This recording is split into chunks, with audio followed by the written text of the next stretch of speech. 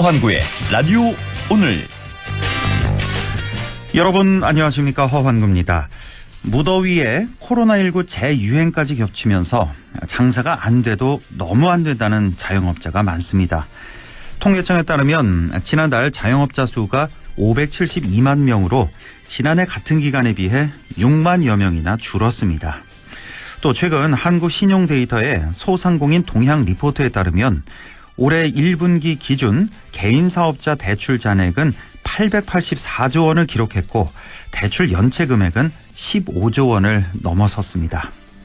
대출받은 자영업자 가운데 평균 1억 원의 대출을 해결하지 못하고 폐업한 경우가 6곳 중 1곳꼴로 65만 곳이 넘었습니다. 많은 자영업자가 1금융권 말고도 저축은행과 비은행권 대출도 받는 다중채무자가 많다 보니 이자 부담이 더 큰데요. 장사는 예전 같지 않은데 대출 금리는 오르고 매출의 절반이 이자로 나간다며 고통을 호소하는 자영업자가 많습니다. 불황에 소비자는 씀씀이를 줄이고 있는데요. 자영업자를 위한 대책 마련이 시급합니다. 8월 26일 월요일 라디오 오늘 광고 듣고 시작합니다.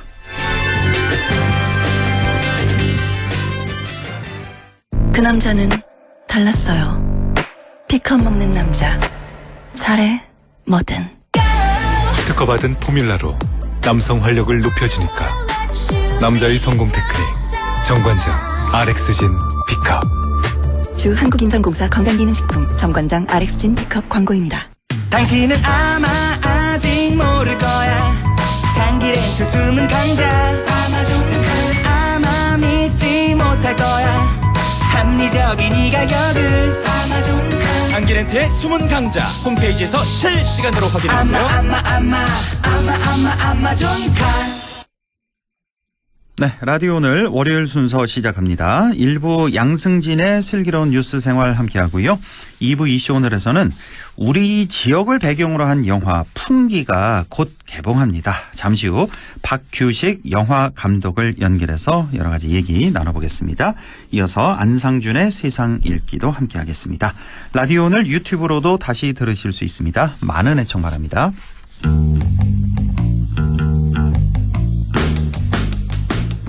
네, 슬기로운 뉴스 생활 시작합니다. 농촌, 산촌이 많은 우리 북부 지역은 교통이 열악한 지역이 정말 많습니다. 열악한 교통 여건은 주민 복지 측면에서 많은 문제점을 야기하고 있는데요. 시가지와 마을을 오가는 변변한 교통수단이 없기 때문에 병원을 가고 싶어도 시장을 가고 싶어도 도시 지역과 비교하면 배 이상의 시간과 비용이 소요되기 때문이죠. 이 같은 상황에서 우리 지역에서 전국 최초로 시도된 버스 전면 무료 이용이 전국적으로 주목을 받고 있습니다. 오늘은 이 무료 버스와 관련된 얘기 나눠보죠. 오늘도 매일신문 양승진 기자 연결되어 있습니다. 안녕하십니까? 네, 안녕하세요. 네. 자, 먼저 작년 1월부터죠. 청송에 도입된 무료 버스. 그리고 이어서 올해 1월부터는 봉화에도 도입됐고요. 앞으로는 의성에도 도입될 예정이라고요? 네, 우선 청송의 무료 버스 이야기부터 해보겠습니다. 예. 말씀하신 것처럼 작년 1월 1일부터 전국 최초로 이제 청송군에 도입이 됐는데요. 청송은 이제 무료 버스를 도입하기 이전에는 농어촌 버스 18대를 운영을 했습니다. 청송군에 8개 읍면을 달리는 이 농어촌 버스의 요금은 일반인은 이제 1,300원, 중고생은 1,000원, 초등학생은 700원이었습니다. 네. 그래서 이제 청송군이 무료 버스를 도입하기 이전까지만 하더라도 전국적으로 이제 65세 이상 어르신이나 국가유공자, 장애인, 아동, 청소년 등 특정 세대나 집단만을 대상으로 요금을 받지 않는 곳은 있었으나 이렇게 이제 전면적으로 무료 요금을 도입한 것은 청송군이 전국 최초였습니다. 예. 24,000명 인구 가운데 65세 이상 어르신 인구가 40%가 넘고 소멸 위험이 높은 곳이 이제 바로 청송인데, 청송군은 지방 소멸에 대응하기 위한 전략으로 보편적 이동복지 실현을 위해 무료 버스를 도입을 했습니다. 그렇습니다. 예, 아주 결과는 대성공이었고 전국 지자체에서 벤치마킹 위해서 많이들 찾아왔다는 그런 소식까지 전해드린 기억이 나는데, 사실 청송군이 뭐 예산이 넉넉하지 않은 소도시이지 않습니까? 그렇다 보니까 네. 사실 이 정책을 처음에 도입하기 전에는 그 예산 부담 이거 좀 너무 크지 않을까 이런 우려도 있었잖아요. 사실상 사기업이 이제 버스 운영을 맡지만 예. 재정 손실을 지자체 예산으로 메워줬기 때문에 준공영제 성격이 강한 게 이제 농어촌 버스의 특징인데요. 네. 이렇게 지원하는 예산이 청송군은 연간 22억 원 정도였습니다. 예. 거기에다가 이제 3, 4억 원 정도만 추가로 지원을 하면 아. 전면적으로 무상버스 도입이 가능하다 이런 결론을 내렸고 가감하게 재정 투입을 결정을 했습니다. 아, 그러니까 이게 전면 무료 버스 도입하기 전에도 버스 회사에 22억 원이 예산이 들어갔었군요. 네네. 근데 여기다가 3, 4억 원 정도만 더 추가한 거예요. 그래서 네. 전면 무료 버스 도입이 가능했다. 생각보다 그렇게 큰 액수는 아니네요. 그렇죠. 이게 예. 또 당시에 이제 작년 1월부터 시작이 됐으니까 예.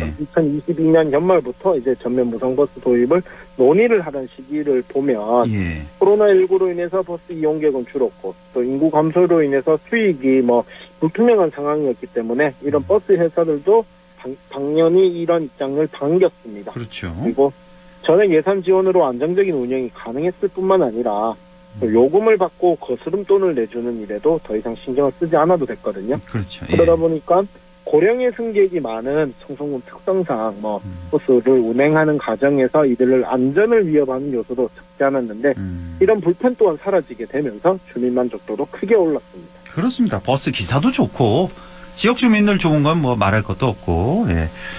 자, 이렇게 좋은 이유가 많습니다. 같은 이유로 봉화군도 이제 올해부터 전면 무료 버스를 도입했다는 소식인데, 자, 봉화군 상황은 어떻습니까?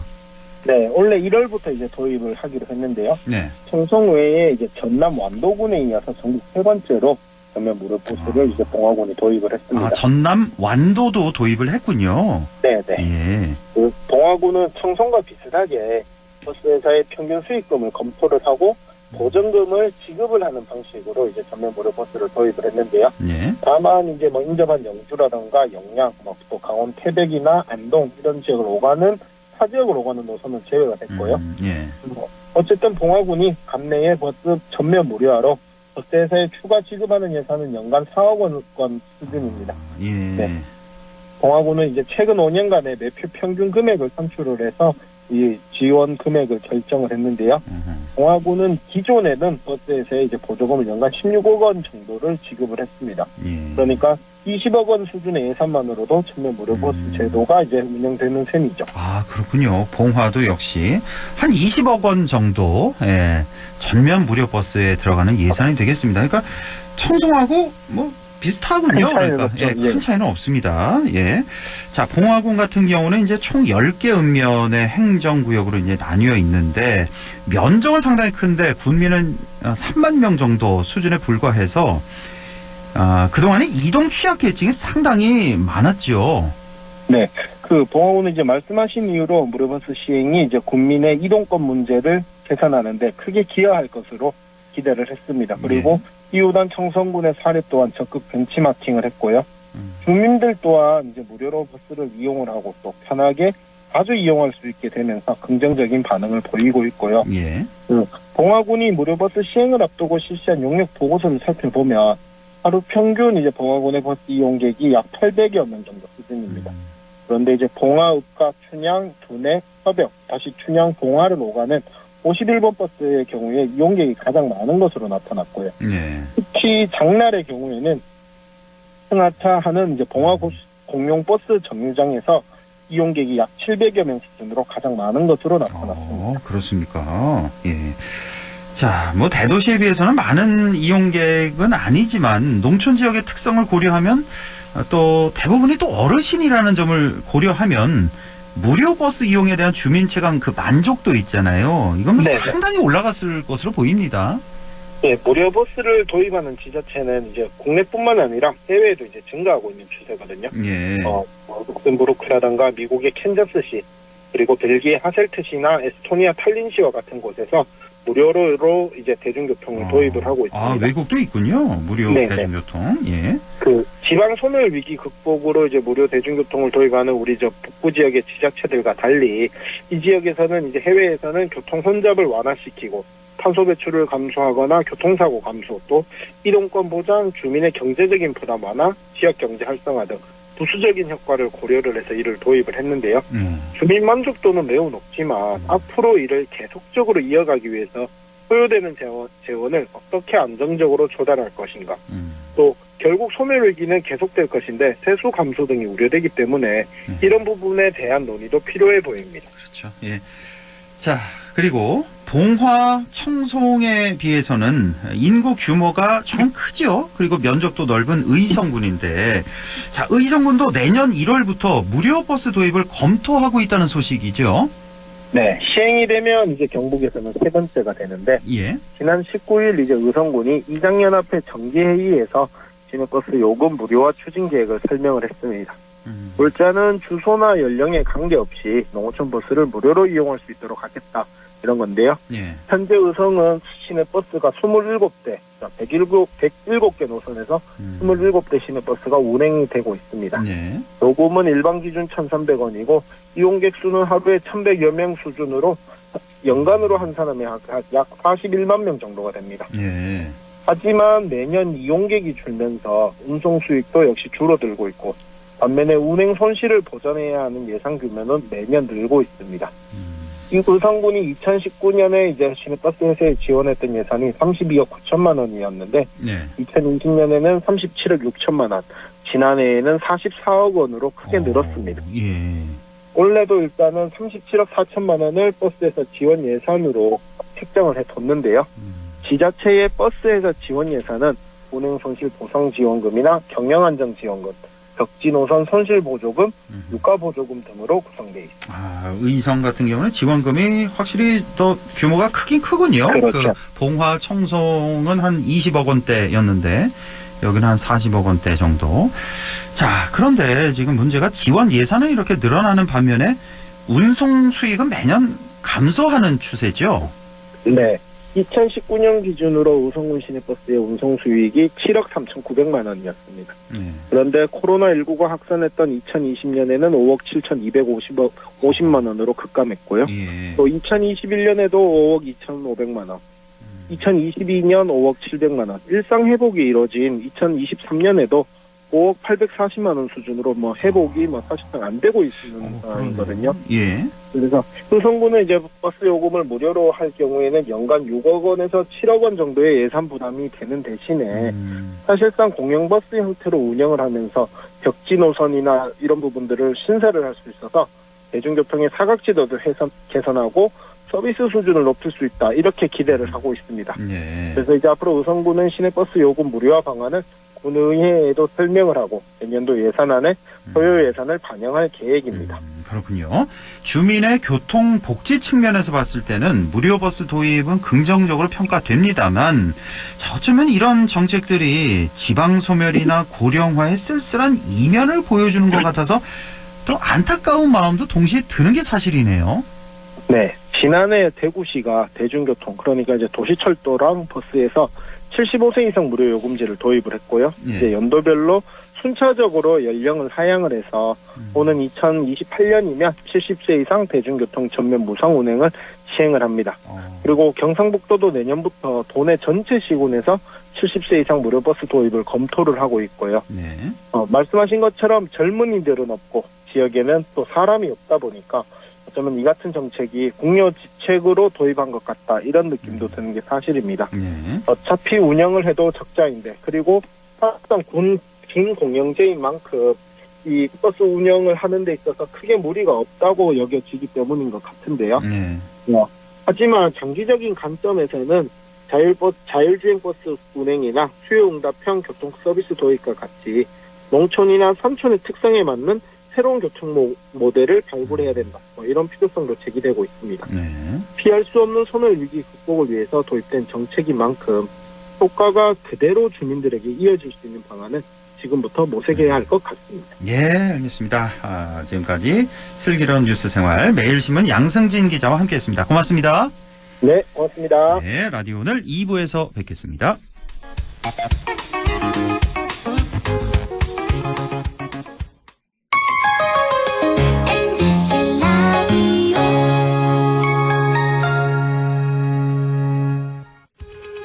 오늘도 안전하게 음주운전 예방수칙 알려드립니다.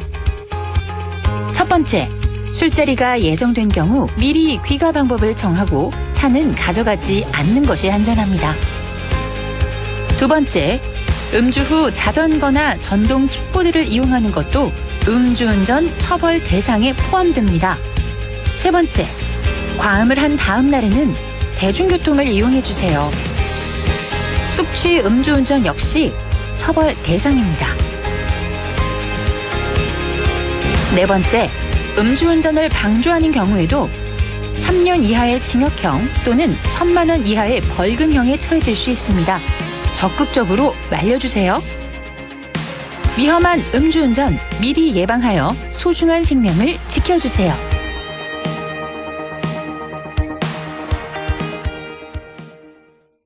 안녕하세요, 강남입니다. 오늘은 멋진 우리 이웃들 한번 만나볼까요? 부지런한 K 사장님, 로빈 씨, 오늘 많이 바쁘세요? 한국인은 밥심인데 밥 먹을 시간도 없어요. 할 땐 하는 프로 직장인 로렌 씨, 일하면서 제일 기쁜 순간은? 퇴근할 때? 윙크장인 트로트 가수 레오 씨, 어쩌다 트로트를 하게 됐어요? 한국의 흥에 반했죠. 여러분도 이런 멋진 이웃들과 함께 살고 계시죠? 다 함께 내일을 만들어가는 다문화 이주 배경 이웃들. 우리는 모두 우리입니다. 공익광고협의회.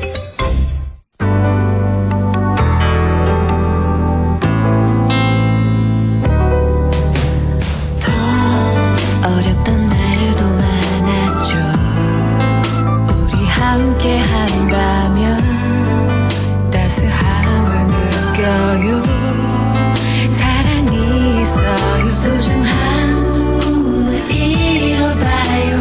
우리 함께 여기 있으니 감동과 사랑 있는 MBC 라디오 문화방송 100.1 MBC 라디오. 네, 6시 22분 27초 지나고 있네요. 이슈 오늘 시작합니다. 우리 지역 배경으로 한 영화죠. 영화 풍기가 개봉을 앞두고 있습니다. 우리 지역 영주시 풍기읍이 어떻게 담겼는지 매우 궁금한데요. 영화 감독이죠. 풍기의 박규식 감독 연결해서 함께 얘기 나눠보겠습니다. 박규식 감독님 안녕하십니까? 네, 안녕하세요. 반갑습니다. 예, 반갑습니다. 고생 많으셨습니다. 영화 찍느라고. 아이고, 예. 이제 개봉 이틀 전인데요. 이제 내일 네. 모레잖아요. 수요일에 네네. 예, 개봉이 되는데 지금 뭐 굉장히 두근두근 마음도 설렐 것 같고 기대도 많으실 것 같고 어떻습니까? 지금 심정이. 네, 이제 내일 모레 8월 28일 전국 개봉인데요. 네. 작년에 열심히 촬영을 저희 스태프분들하고 다 끝냈고, 네. 이제 개봉 날짜가 이틀 남았는데, 가슴이 좀 두근두근하고 기대가 됩니다. 그러실 것 같습니다. 예. 네. 제작 기간은 어느 정도나 됐어요? 이제 저희가 촬영한 기간은 한 2달 정도였고요. 촬영은 2달. 예. 예, 그리고 이제 뭐 영주시나 또 풍기읍 주민들이 네. 많이 또 협조해줘서 뭐 2달이 짧은 시간처럼 재밌게 잘 끝냈습니다. 아, 그렇군요. 2달 정도 네네. 촬영하고 또 뒤에 또 편집 시간도 꽤나 길었겠죠, 아무래도. 그렇죠. 예, 편집도 이거지 쉽게 얘기해서 이제 영화가 나오기까지 한 1년 기간을 소요했다고 생각하시면 될 것 1년 같습니다. 정도. 총 제작 네. 기간은 1년 정도 네네. 보면 되겠고. 자, 이제 내일 모레 전국 개봉인데 네. 개봉관 확보는 좀 많이 하셨나요? 지금 저희가 이제 오늘까지 네이버에 이제 예매란에 들어가니까 예. 나름대로 이제 저예산인데 예. 그래도 또 개봉관이 많이 좀 확보가 돼서 나름대로 또 기분이 좋습니다. 아. 또 내일까지 또 추가로 될 것 같고요. 아, 좀 그래요? 생각보다 많이 잡혀 있습니다. 다행입니다. 그러니까 네. 저예산 영화일수록 이게 개봉관 잡기가 어려운 건가요? 이게 시스템이 어떻게 되는 거예요? 그렇죠. 이제 좀 버젓이 크면 예. 배우들도 특혜 파워를 할 수 있는 배우들을 쓰다 보니까 또 이렇게 개봉관이 쉽게 열리는데 저희처럼 뭐 중소 영화나 독립 영화 같은 건 이제 배우들도 약하고 지명도가 약하다 보니까 쉽게 극장을 잡기가 이렇게 그러니까요. 좋지 않습니다. 열악한 환경이라고 보시면 될 것 그 같아요. 열악한 환경에도 불구하고 그래도 생각보다는 개봉관 많이 확보하셨다 이거군요. 네네네. 예, 아유, 그렇습니다. 다행입니다. 예. 자, 어떻게 풍기를 배경으로 영화를 만들게 되신 건지 이것도 참 궁금하고 풍기는 어떤 영화입니까? 예, 제가 이제 풍기를 만들게 된 계기는요. 예. 어느 겨울날 이제 좀 중령 고개를 쭉 넘어가는데 겨울날 너무 하얀 눈이 쌓여있는데 중령 고개가 너무 멋있더라고요. 예. 그래서 이 아름다운 이 배경으로 제가 언젠가 한번 농촌 영화를 만들어 보자. 이렇게 해서 이제 제가 기획을 하게 됐고요. 중령 고개가 요즘에는 저 고속도로 생겨서 중령 고개 잘 안 넘어가는데 이거 예전에 넘어가셨나 보네요. 그러면 예. 좀 세월이 오래됐습니다. 오래전에. 예. 아, 그렇고요. 저희 영화 이제 내용은 이제 우리 주인공 상식이 이제 증권회사를 다니던 중에 이제 친구하고 같이 투자를 하다가 쫄딱 망하게 돼요. 아이고. 그래서 이제 친구 고향이 풍기예요. 그래서 좀 당분간 풍기에 좀 피해 있어라. 잘 돼서 내가 수습을 하면 다시 부르겠다.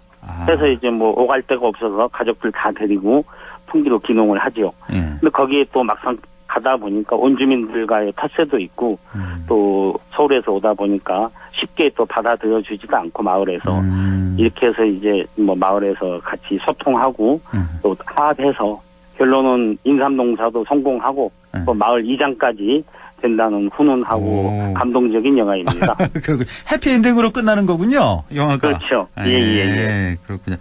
아, 코믹하고도 또 감동적인 그런 얘기다. 네네. 감동은 어떤 장면에서 제일 어떤 감동을 우리 관객들이 느낄 수 있을까요? 조금만 이제 뭐 말씀해 어떤 주시면. 영화든 꼭 그 한 장면씩이 있는데 이게 마을에서 열심히 우리 주인공이 한다고 하는데 마을 사람들이 애면하고 진실을 믿어주지 않았을 때 너무 괴롭고 너무 힘든 거예요. 그래서 이젠 지치니까 풍기도 싫고 인삼농사도 싫고 울부짖으면서 이렇게 통곡하는 장면이 있어요. 그 장면이 이제 우리 영화의 멋있는 좀 감동이 있는 한 컷이라고 보시면 될 것 같습니다. 그분이 이제 주인공 김정태 씨 말하는 거죠? 영화 배우. 그렇죠. 김정태 씨. 예. 완전 연기파 배우잖아요. 그렇죠. 뭐 우리 박수건달, 뭐 7번가의 기적, 또 부산의 대표적인 배우고 뭐 김정태 씨 하면 누구나 다 알 수 있는 배우죠. 다 아시죠? 예. 네네. 또 주인공을 맡았고. 자, 그러니까 말씀 대충 들어보니까 저도 이제 방송 준비하면서 예고편 살짝 봤는데 정말 굉장히 재밌고 아주 잔잔한 그런 감동이 있을 것 같다는 그런 느낌을 받았는데 이제 귀농하는 그런 영화잖아요, 스토리가. 지금 뭐 방송 들으시는 분들, 뭐 귀농하는 분들, 또 고민하는 분들도 많이 계실 것 같은데 이런 분들에게도 뭐 도움이 어느 정도는 될 수 있을 것 같네요. 그렇죠. 저희 풍기 영화를 보시면 뭐 동네 주민들하고 귀농해서 소통하고 또 살아가는 교과서적인 것처럼 담겨져 있어요. 그래서 특히 꼭 귀농 귀촌 하시는 분은 저희 풍기를 보시면 큰 도움이 될 것 같습니다. 예, 귀농 귀촌 생각하시는 분들 영화 풍기를 꼭 보고 하시라는 그런 말씀. 예, 아주 귀농 귀촌의 어떤 뭐 지침서도 될 수 있다 이런 말씀이시군요. 그렇죠. 네네네. 예, 풍기 영화 풍기 꼭 봐달라는 말씀이시고요. 주연 배우를 좀 보니까 아까 뭐 말씀하셨는데 저예산 영화라고 하셨잖아요. 네네. 혹시 그 총 예산이 어느 정도 들었는지 좀 여쭤봐도 될까요? 뭐 한 7, 8억 정도가 7, 8억 됐고요. 정도. 7, 8억 정도면 굉장히 낮은 예산이죠. 아니죠. 그래도 대부분 뭐 3, 4억에 다 맞추는데 배우들도 한 두세 명의 짜임새 있게 가는데 저희 풍기는 배우들이 좀 스펙트럼이 굉장히 넓게 구성이 돼 있어요. 뭐 명품 조연 배우들도 많이 나와 있고 그래서 제가 좀 이제 기존에 이렇게 개런티를 지불하고는 쓸 수가 없는 배우들인데 저와 이제 인맥 관계도 있고 또 도와주십시오. 그래서 사정해서 또 이렇게 저한테 도움도 주시고 인연이 좀 많이 결부돼 있다고 보시면 될 것 같습니다. 그렇군요. 예, 그 출연 배우들 아까 그 김정태 씨, 그 박수건달 7번 방의 선물 그 아주 주연을 맡았던 그 김정태 씨 소개를 해주셨는데 또 어떤 분들이 나오시죠? 그다음에 이제 우리 김정태 씨 부인 역할로 같이 호흡을 맞춘 이제 슈퍼모델 출신이죠 이선지 씨가 나오고 그다음에 이제 또 골 때리는 그녀들의 그 아주 톡톡 튀는 매력적인 배우. 이채영 배우라고 모든 분들이 아실 거예요.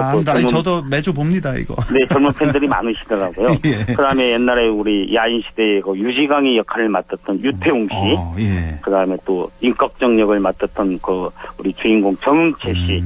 뭐 이렇게 명품 주조연들이 많이 나옵니다.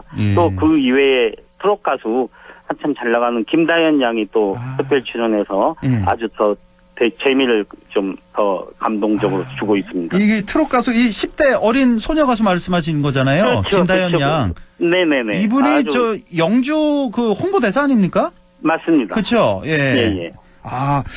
아니 출연진이 굉장히 빵빵하네요, 한마디로. 그렇죠. 그래서 지금 개봉 28일 갇힌 개봉 날짜에도 저희 영화가 제일 인지도가 좋지 않나 할 정도로 정말, 예. 배우들이 제일 좋습니다. 이거 저예산 영화라고 볼 수 없을 정도의 그런 배우들이 지금 나오네요.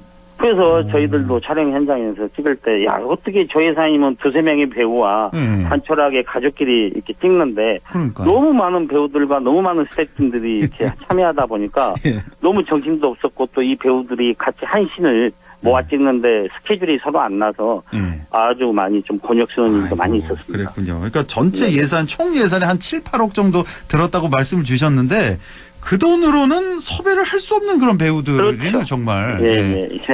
인맥이 대단하시네요, 감독님. 아니요, 여러분들이 또 시나리오를 보고, 한번 하고 싶다 해서 또 본인들도 참여해 주시고, 이런 것도 많이 덕이 있습니다. 그렇군요. 우리 박규식 감독님. 여기 참, 시나리오는 어떤 분이 쓰셨나요? 시나리오는 이제 이진혁 작가라는 분이 이제 글을 쓰셨고요. 그다음에 이제 제가 이제 좀 각색을 도왔고, 그다음에 불멸의 이순신 KBS 썼던 그 윤영수 작가님이 또 같이 참여해서 그 각본을 좀 도와주셨습니다. 그렇군요. 네네. 영주 풍기에서 이제 거의 제작을 하셨잖아요. 네네. 영주시로부터 좀 도움도 좀 받으셨습니까 혹시?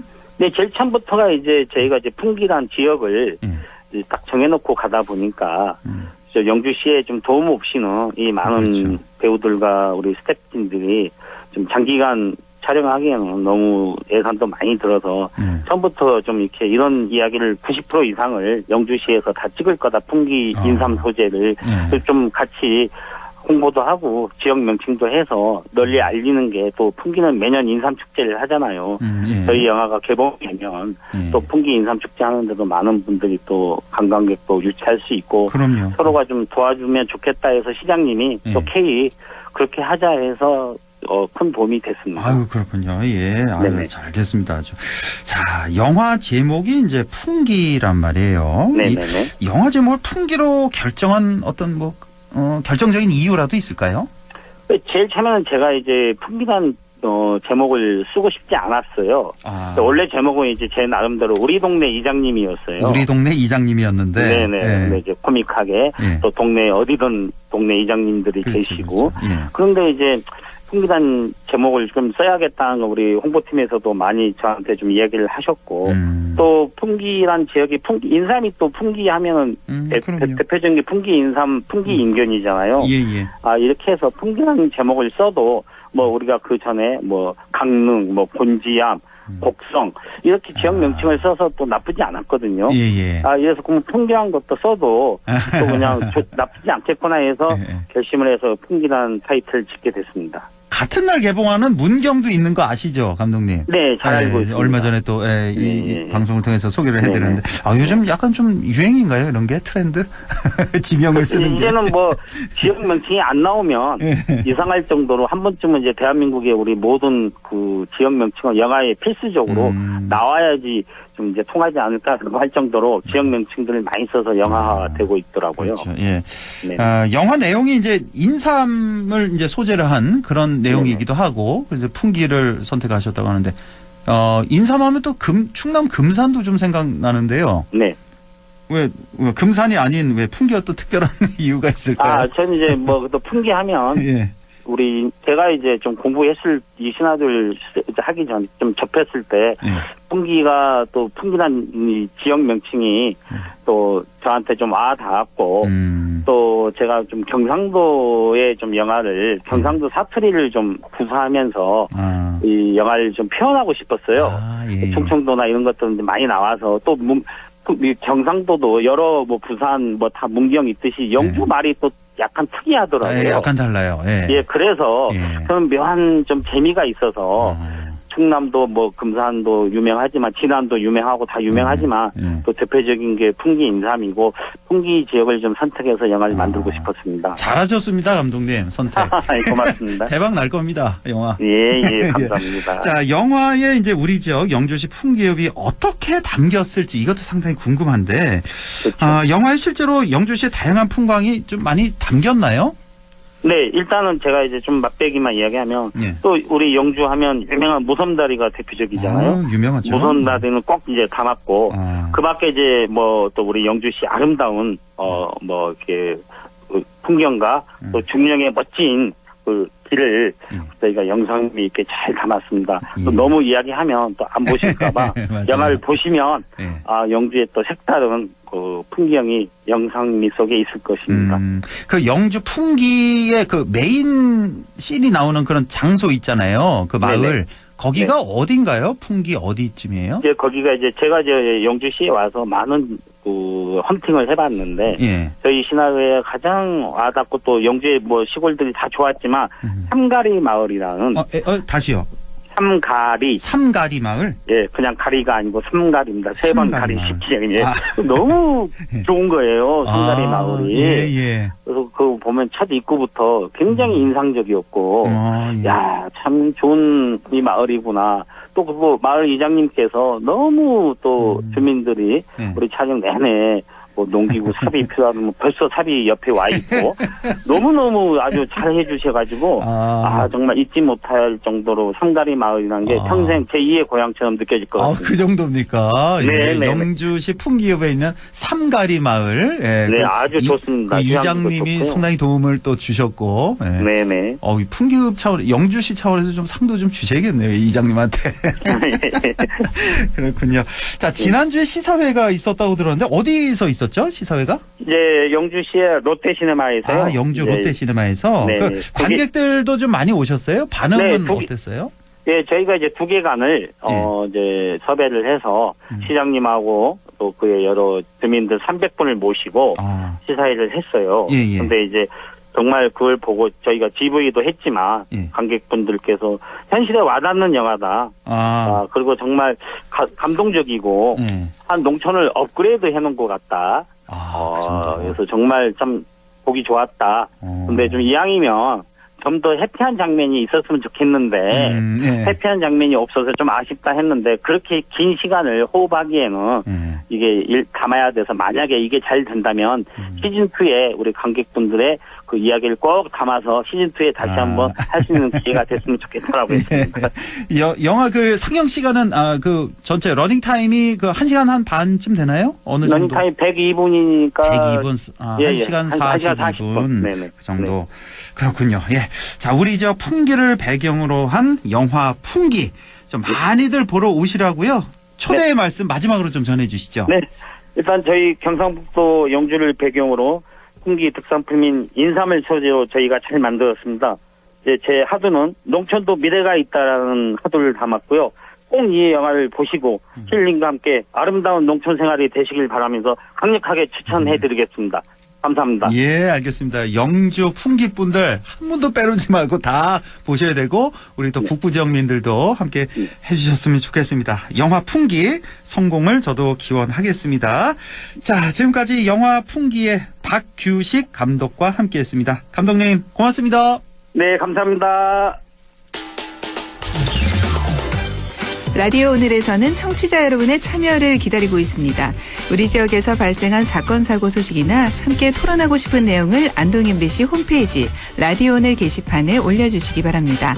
전화와 문자 참여도 하실 수 있습니다. 전화는 851국에 7191번, 문자는 샵 0913번으로 보내주시면 됩니다. 문자는 단문 50원, 장문 100원의 정보 이용료가 있습니다. 여러분의 많은 참여 바랍니다.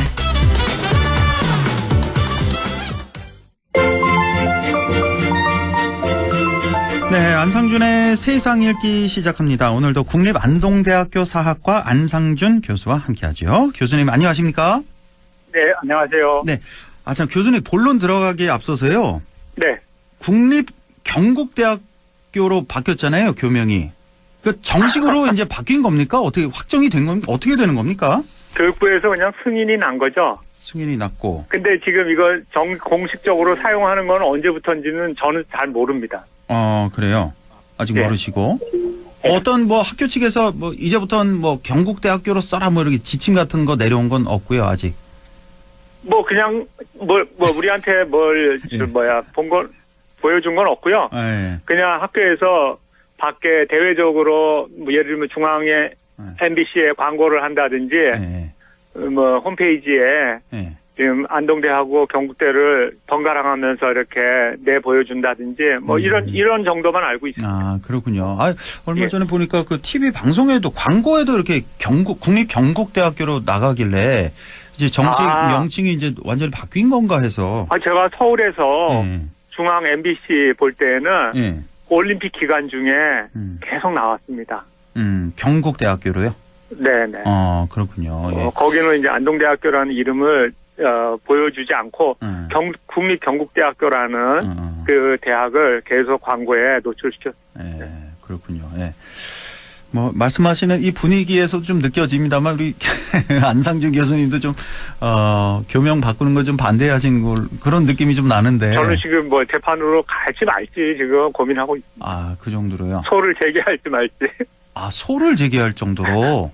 그 정도로 그렇습니까? 예. 저는 제가 만약에 이제 누가 앞에서 어디서 뭐 발표를 한다든지 뭐 저를 소개할 때 경북대 근무하는 아무개라고 소개하기가 싫거든요. 그렇죠. 예, 아무래도. 수십 년의 역사 있는 안동대학교 그 교명이 있는데. 아니 그거는 제가 만난 학생들 모두가 다 그렇습니다. 그러니까요. 예. 그 학생들도 다 안동대학교로 졸업하고 싶다고 저한테 자기 의견을 밝혔습니다. 그러니까 저도 그렇습니다. 예, 제가 물어본 모든 사람이 다 똑같은 그런 마음입니다. 어쨌든 갑자기 좀 생각나서 좀 여쭤봤고요. 자, 오늘 오늘 본격적으로 어떤 얘기를 좀 나눠볼까요? 작년 6월에 우리 윤 대통령이 이런 얘기를 했죠. 갈라먹기식 R&D는 재검토해야 된다. 그래서 이제 뭐 연구비 카르텔 의혹을 제기하고 그 직후에 진짜 원래 짜여져 있던 연구비 그 예산이 엄청 많이 깎였습니다. 약 한 15% 정도, 총액에서 15% 깎였는데, 오늘 이 사건과 관련된 그 과기부 산하의 뭐 어떤 결산 보고서 같은 게 나왔는데, 그걸 기사로 다룬 게 있어서 봤더니, 생각보다 많이 심각해가지고, 오늘 한번 이걸 좀, 사건이 일어난 지 1년은 넘었지만은, 이 결과 보고서의 내용을 보면은 매우 충격적이고, 그리고 최근에도 제가 지금 아는 지인들 가운데 이 삭감 때문에 자기 중요한 연구 과제들이 중단됐다는 얘기도 듣고 그래서 오늘은 이 연구비 삭감에 따른 연구 현장의 어떤 혼란 이런 걸 한번 좀 다뤄보고자 합니다. 그러니까 당시에 전 국민적인 어떤 반감 상당히 거셌고요. 네. 그래서 뭐 다시 뭐 복원하겠다. 내년 이전에는 이제 복구하겠다. 뭐 그렇게 또 정부 방침이 나왔던 기억이 좀 나는데. 자, R&D 예산 삭감. 뭐 어려움 크다는 얘기 아마 우리 뭐 청취자분들 다 아실 겁니다. 구체적으로 대체 어느 정도나 삭감이 된 겁니까? 그러니까 오늘 이제 그 기사에 따르면 국회 예산정책처가 지난달이죠. 7월 18일 날 그 2023년 회계년도 과기부 그러니까 과학기술정보통신위원회 결산 분석이라는 제목의 보고서를 냈는데요. 이 기사에 따르면은 작년에 깎인 연구비 삭감으로 인해서 올해 12,000개 가까운 그 연구 과제의 연구비가 삭감됐고 일부는 아예 중단됐다고 합니다. 12,000개나 되는 연구 과제가요.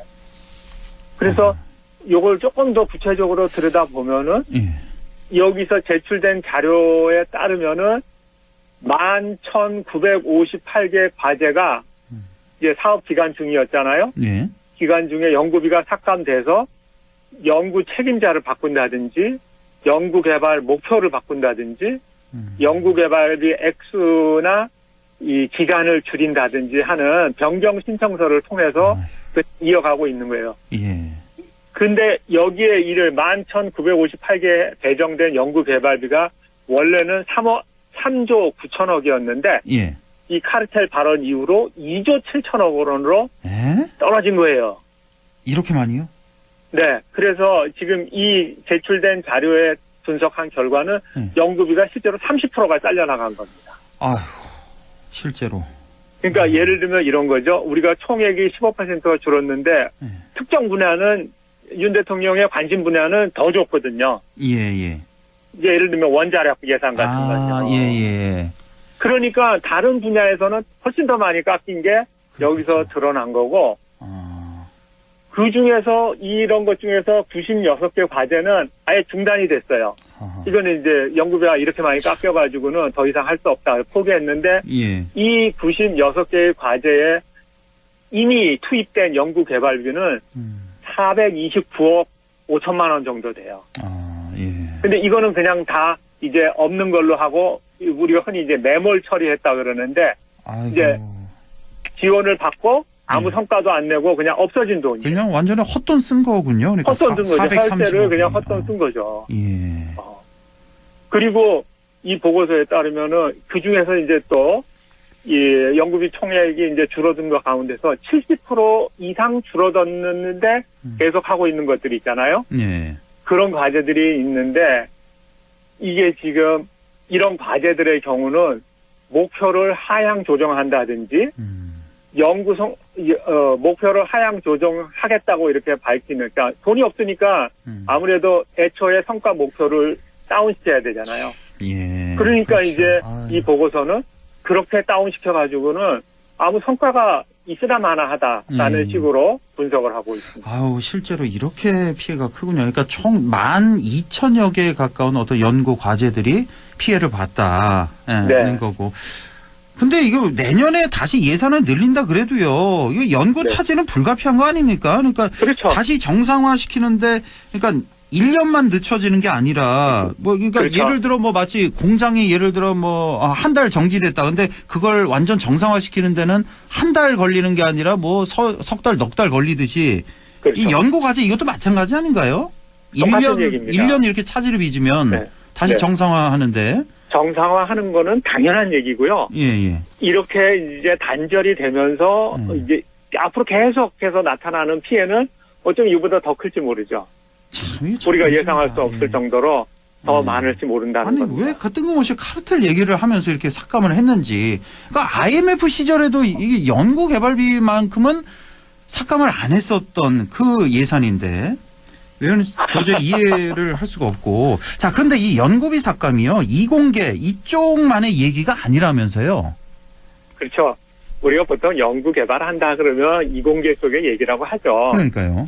워낙 이제 그 개수도 많고 저 단위도 크고 그러니까 이제 꼭 그러는데 저희 쪽 인문 쪽이나 우리 인문보다는 좀 더 이제 조사 보고서 같은 걸 더 많이 쓰는 사회 쪽은 또 이제 많지만 그래도 이공계에 비하면 적지만 또 우리도 연구를 하려면 연구비를 따야 되고 공동 연구하려면 연구비 따야 되고 그렇죠. 이러는데 예. 제 주변에 이제 역사학 전공하는 이제 두 사례에서 매우 안타까운 얘기를 들어서 오늘도 한번 소개하려고 합니다. 네, 어떤 사례가 있었습니까? 인문계. 한 분은 이제 정년을 1년 남기신 분인데 중국사 전공하시는 분이에요. 서울의 어떤 그 큰 대형 사립대학에 계신 분인데 이분은 이제 송대사 전공자인데 중국의 25사 있잖아요. 중국의 25사. 25사는 이제 중국의 역사 중에서 정사라고 얘기하는 거예요. 예. 그걸 이제 하는데 송대 연구를 하시면서 이분이 25사 가운데 송대사 부분을 번역을 하겠다. 그래가지고 20년 전부터 관련 전공자들하고 꾸준히 모임을 하고 그래서 저는 이분을 자주 보는데 늘 이 연구하고 저희 모임하고 이러면서 굉장히 바쁘게 사세요. 그래요. 그래서 이 번역하는 거에 대해서 굉장히 자부심도 크고 단연간 이렇게 작업을 했어도 지치지 않고 아주 정말 의욕적으로 하셨던 분이에요. 예. 정년이 1년밖에 안 남았는데. 예. 근데 이분의 이 과제는 총 연구 기간이 9년이에요. 예. 그래서 이제 올해 초까지 3년을 한 거예요. 예. 그리고 이 총 9년 동안 총 발행될 건수가 50건이 넘는다고 합니다. 어휴, 대단하네요. 예. 그러니까 엄청난 작업을 지금 하고 계신 거죠. 예. 그런데 2단계 사업을 올해 제출을 했는데 탈락했다는 거예요. 아이고. 그럼 올스톱 되나요? 그러면 탈락하면? 그렇죠. 일단은 올스톱이죠. 아이고. 근데 이분 전원에 의하면 중국과 관련된 연구 과제들이 보통은 뭐 한 10개 내외라든지 꽤 있었대요. 근데 올해는 딱 1개랍니다. 아이고, 10개 정도 되던 게 하나만 선택이 됐다고요? 네. 살아남은 그러니까 이제 이유야, 그러니까 탈락한 이유야 분명하게 밝히지 않았지만은 작년에 그렇게 통상적으로 하던 게 단 1개만 딱 했다는 거는 사실은 이게 연구비 예산 삭감 아니면은 설명할 수가 없는 거잖아요. 이공계보다 피해가 더 많은 거 아니에요? 인문계가 오히려? 우리는 워낙 작기 때문에 단위가 작기 때문에 커 보이지 않지만 상대적으로는 굉장히 크게 이제 느껴지는 거죠. 그러네요. 예. 그래서 저는 이제 이 작업이 사실은 다시 좀 복원돼서 지금 송대사와 관련된 이 부분은 우리에게 소개돼서 한국 독자들이 읽는 날이 오기를 간절히 바랄 뿐입니다. 그렇습니다. 예. 총 연구기간 9년, 예상되는 발행 건수 50건이 넘는 아주 큰 과제인데, 프로젝트인데, 자, 일단 뭐 이렇게 중단이 됐던 지인의 소개를 좀 해주신 거고, 또 다른 지인 한 분만 더 소개를 해주신다면요. 예. 다음은 이제 그 한국사를 전공하는 학문 후속 세대예요. 지금 박사과정에 있는 학생인데, 우리 사학과를 졸업하고 대구에 있는 모 대학에 지금 박사과정에 있어요. 논문을 이제 쓰고 있는 중인데 이 친구가 아주 오랜만에 저를 찾아왔어요. 말복 바로 전에. 그래서 이제 너무 오랜만에 반가워가지고 이런저런 얘기하고 막 이러는데 벌써 이제 거기 가서 석사, 박사를 하면서 굉장히 똑똑한 청년 연구자로 성장을 해 있더라고요. 그래서 굉장히 대견했어요. 그런데 이제 이런저런 얘기를 하는데 선생님 저 학술연구 교수에서 탈락했어요 그러는 거예요. 그래서 저는 좀 사실은 사정을 잘 모르니까 자세히 좀 들어봤더니 이 친구가 벌써 지난 4년 동안 이 연구 교수에 계속 선정이 됐대요. 그런데 올해 탈락했다고요? 올해 탈락했어요. 그래서 자기가 4년 연속된 경우도 별로 없고 그래서 자기가 이걸 통해서 매년 연구 성과를 한 편 이상씩 내야 되니까 꽤 자부심도 있고. 그렇겠죠. 예. 그렇죠. 그리고 이제 앞으로 이제 논문 쓸 때에도 좋은 논문을 써야 되겠다는 그런 자부심이 가득했는데 이걸 통해서 이 사건을 통해서 지금 굉장히 좀 기가 많이 꺾인 것 같고 제일 아쉬운 거는 그런 박사생들의 경우에 논문이나 연구에 집중을 해야 되는데 이제 강의를 띄어야 되는 그런 이제 부담이 더 커지면서 생활을 해야 되니까 이 지금 탈락이 좀 더 아쉬워지는 거죠. 그렇군요. 예. 그래서 매우 좀 안타까운 사례였습니다. 뭐 이공계뿐만 아니라 이렇게 인문계도 이런 파장이 많이 크다는 사례를 또 소개를 해주셨고, 자, 한 1분 정도 남았는데요, 교수님 오늘 결론 말씀 내려주시죠. 사실 대한민국의 발전 과정을 보나 대한민국의 미래를 조금이라도 걱정하는 사람은 입을 뭐 한결같이 하는 얘기가 있습니다. 우리의 미래는 인재 양성에 달려 있다고. 그런데 인재 양성은 어떻게 해야 되나? 그리고 대한민국이 선진국이 되는 과정에서 정말 남들을 쫓아가는 방식으로 했다지만 정말 과학과 기술 개발에 온 힘을 쏟아서 지금 오늘날에 이와 같은 부국을 이루었고 선진국이 됐는데 연구 개발비는 그러한 미천입니다. 기술 개발을 하는 미천. 그래서 IMF 외환 위기 때도 연구 개발비만큼은 삭감하지도 않고 오히려 증액했어요. 다른 건 다 삭감했는데 예산에서. 그럴 정도로 중요한 연구 개발비인데 이 대통령의 한마디 때문에 무자비하게 이렇게 깎이고 많은 연구자들이 정말 치명적인 상처를 입고 그걸 이제 포기해야 되고 또 변절을 해야 되고 왜곡을 해야 되는 상황이 돼서 이 문제는 앞으로 철저하게 조사하고 또 회복돼야 되고 근본적인 대책이 강구되고 국회 차원에서 책임 추궁도 이루어져야 된다고 저는 생각합니다. 알겠습니다. 오늘 이렇게 R&D 예산에 대해서 말씀 나눠봤습니다. 지금까지 국립안동대학교 사학과 안상준 교수와 함께했습니다. 고맙습니다. 네.